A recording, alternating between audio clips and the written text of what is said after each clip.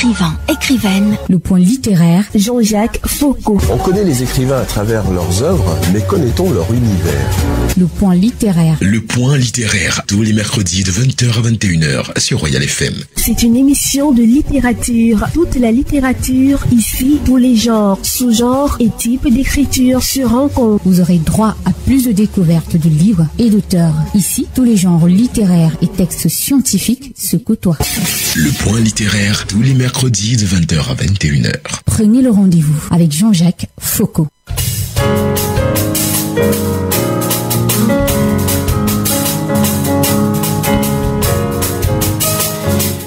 Hervé Akam, bonsoir. Bonsoir Jean-Jacques, bonsoir Salmon, bonsoir à toute la famille Royal FM, bonsoir à son fondateur et bonsoir aux milliers d'éditeurs là qui nous suivent régulièrement les mercredis, lorsqu'il faut parler un peu de culture et lorsqu'il faut revenir un peu sur la virgule. La virgule littéraire. Une aventure qui dure bientôt plus d'un an, parce que peut-être le dernier mois qui arrive annonce de nouvelles couleurs, mais jusqu'aujourd'hui on a quand même parcouru un certain nombre de livres édifiants et permettant de trouver des pistes de lecture aux différents auditeurs. Tout à fait, parce que vous savez, c'était un pari, faire la culture à la radio, parce que c'est la première radio effectivement qui diffuse la culture. Et je crois que l'accueil a été un très bel accueil. Quand on regarde un peu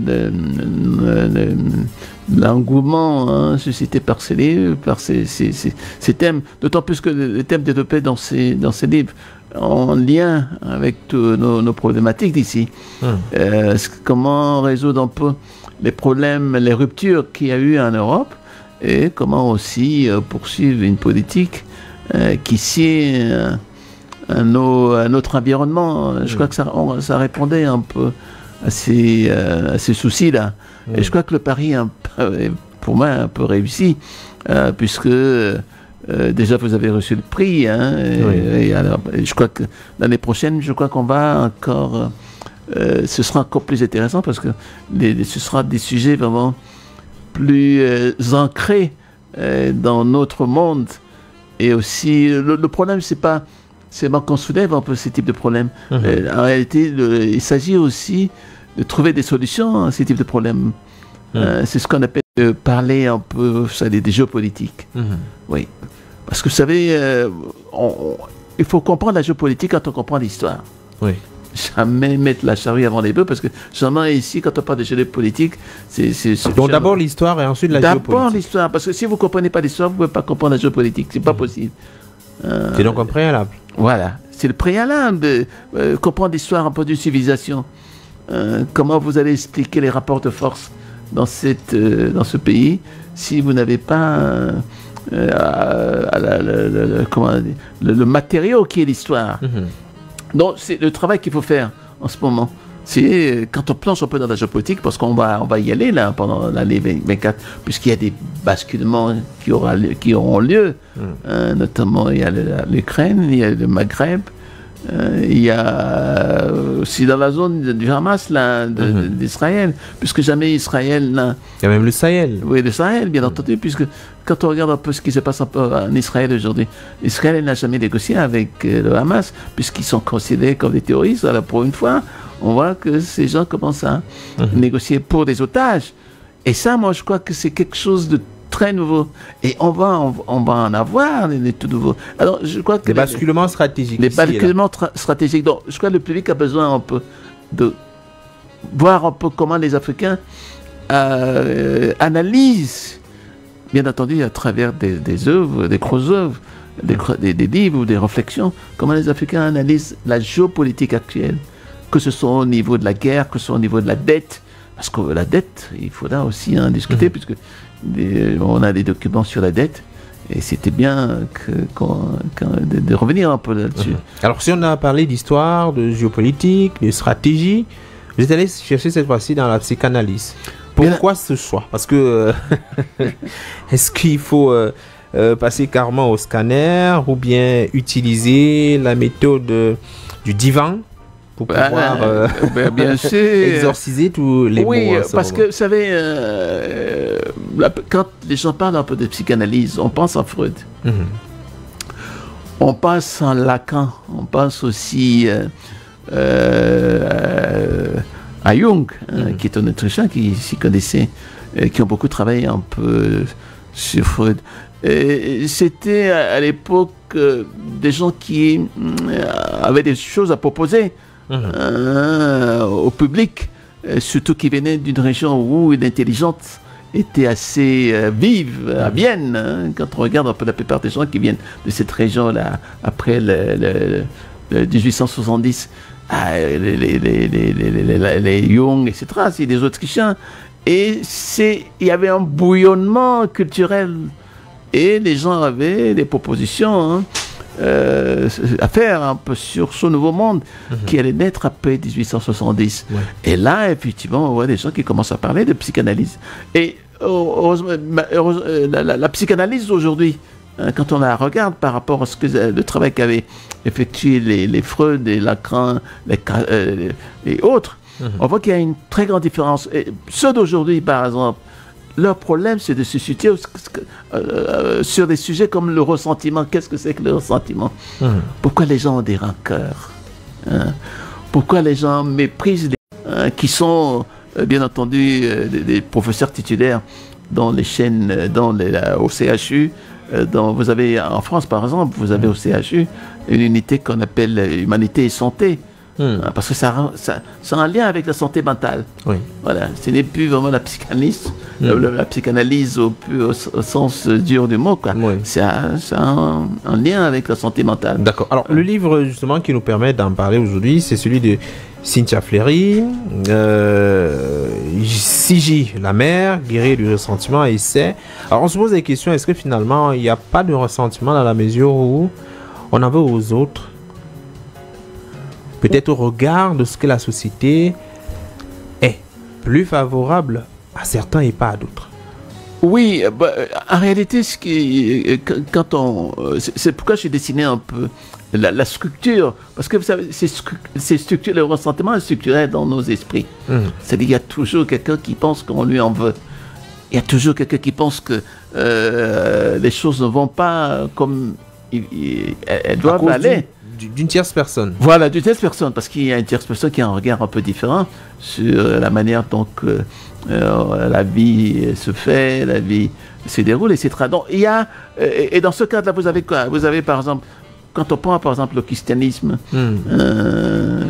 parce qu'on va vraiment bien rediscuter un peu de ces sujets-là, à partir des janvier, c'était juste pour briefer un peu. Pour briefer un peu avec le public. Lorsque vous parlez du christianisme, c'est encore intéressant. Est-ce là, on ne rend pas responsable de nos erreurs, de nos fautes, quelqu'un d'autre? Bien entendu, oui, bien entendu. Regardez un peu la considération que nous, par exemple l'Europe, le christianisme, où le ressentiment se fait, c'est juste la distinction entre l'enfer et le paradis. Et le paradis. Pourquoi il y a des gens qui doivent aller en enfer? Pourquoi il y en a qui doivent aller au paradis? Donc le chrétien lui-même se pose la question, mais est-ce que quel péché j'ai encore commis, quelle faute commise pour qu'on me refuse le paradis et que je rentre en enfer. Donc ce sont ces questionnements-là qui reposent le problème du ressentiment dans le christianisme.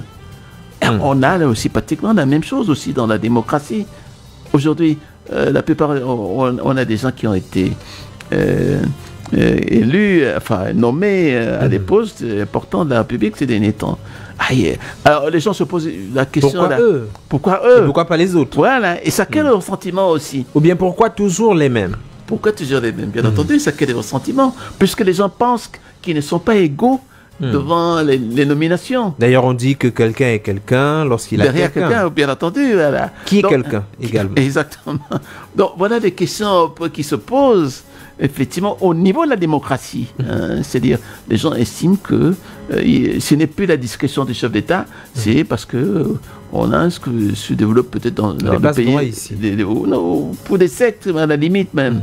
Vous savez, souvent, dans la religion, quand on parle un peu de sectes, les gens disent que non, c'est des sélections affectives. C'est-à-dire, on vous prend parce que vous vous sentez proche du pasteur, parce que c'est affectif. Mais souvent dans les sectes, on a l'impression que se développe l'idée qu'il y a des gens, effectivement, qui ont, pour des raisons purement qui n'ont rien à voir avec les valeurs. Parce qu'il y a là aussi, vous avez des différences entre la valeur et la culture. Différentes. Là, les gens se disent, bon, ce n'est plus une culture qui vient de chez nous, c'est des valeurs, effectivement, qui viennent d'ailleurs. Alors, finalement, est-ce que la démocratie en elle-même n'est pas déjà une justice, puisqu'il s'agit de la force ou la volonté de la majorité qui l'impose à la minorité? Ben oui, c'est ce que, vous savez, nous qui avons relu un peu les textes de Tocqueville, Tocqueville disait effectivement, faites attention, ces démocraties-là, parce qu'elles génèrent un peu des inégalités. Parce que vous avez ce qu'on appelle comment on dit ça, les libertés formelles et les libertés concrètes. Les libertés formelles, c'est quand vous dit, on écrit quelque part dans une constitution, vous êtes libre, égaux, etc. Mais quand on regarde dans le concret, dans le fait, c'est différent. Ah, donc c'est ça, Tocqueville en parlait déjà à l'époque, en disant, mais attention, cette démocratie donc on cherche absolument à obtenir, à avoir, peut générer aussi des conflits, et des conflits effectivement qui minent souvent, qui vont miner un peu les sociétés du XXe siècle. Et il avait raison quand il posait un peu ce diagnostic à l'époque. Donc la démocratie, attention, oui, mais attention aussi aux conséquences, parce que ce n'est pas un univers, comme disent les sociologues, ce n'est pas un univers solutionnel. C'est-à-dire que ça n'apporte pas toutes des solutions aux problématiques qui se posent à la démocratie, là, qui domine tout. Et c'est ça le problème, la toute-puissance, un peu de certaines personnes, effectivement, qui vous imposent des valeurs, comme on voit aujourd'hui en Europe. La démocratie, ça représente à peu près combien de gens? Quand on compte un peu les présidents élus, les députés élus, ça fait moins de 600 personnes en tout et pour tout. Mais c'est eux qui imposent à la majorité les lois, les valeurs, les trajectoires. Et voilà la volonté de puissance dont parlait Nietzsche. C'est ça qui pose le problème de la démocratie. Et donc, est-ce que l'Afrique peut changer de paradigme? Oui, c'est possible. Parce que quand on pense un peu à la manière dont les Africains se comportaient avant, puisque chez eux, la démocratie, c'était au niveau de la délibération. On délibérait comme ça, 2 ou 3 personnes délibéraient, mais c'était des délibérations un peu consensuelles, qui... vous savez, souvent, l'Afrique, c'est beaucoup plus le consensus. Donc, c'est ça qui compte un peu en Afrique. Mais malheureusement, le consensus n'est plus la pratique la mieux partagée par tous aujourd'hui, puisque les gens contestent un peu le consensus, parce que les gens veulent, qu'est-ce que les gens veulent maintenant? C'est pour dire aussi pourquoi la démocratie évolue. Les gens veulent maintenant ce qu'on appelle un peu les processus de proportion. Oui, ça veut dire pour être plus clair. Oui, pour être plus clair, ça veut dire que maintenant les gens veulent, par exemple, quand vous n'avez que des gens riches dans le parti, il faut aussi des pygmées, il faut aussi des têtes d'une autre tribu, et c'est ça les proportions aussi. Donc le processus de proportion, à mon avis, commence à s'intégrer. Aux États-Unis, on appelle ça l'affirmative action. C'est-à-dire des gens qui n'ont rien à voir avec, qui n'ont pas les moyens de s'acheter des bourses, pas dans des collages, dans les lycées, dans les grands collèges, dans les grandes universités, etc. Donc c'est ça, ce processus de proportion dont on a besoin. Donc il faut un peu changer. Est-ce que ça s'apparenterait pas également à, on va dire, le quota par région, un peu comme c'est pratiqué au Cameroun? Bien entendu, oui. Dans les concours. Oui. Mais malheureusement chez nous, c'est matiné un peu de corruption aujourd'hui. Donc, d'accord. D'accord, et bien, à quel on va se retrouver mercredi prochain, puisque c'est le premier. Donc, j'allais dire que le mercredi prochain, on va traiter un peu de gloire et de souffrance dans l'histoire, depuis la Révolution française jusqu'à nos jours. D'accord, tout à fait. Et le livre, on va le reprendre en janvier. Parce qu'il y a tellement de choses à dire là-dessus, avec France Fanon, etc. Parce que c'est l'un des... Pour moi, c'est l'un des meilleurs psychanalystes qui a bien compris les problèmes de la colonisation et la colonité. On approfondit la réflexion mercredi prochain. Merci, Yahvé Akam. Ok.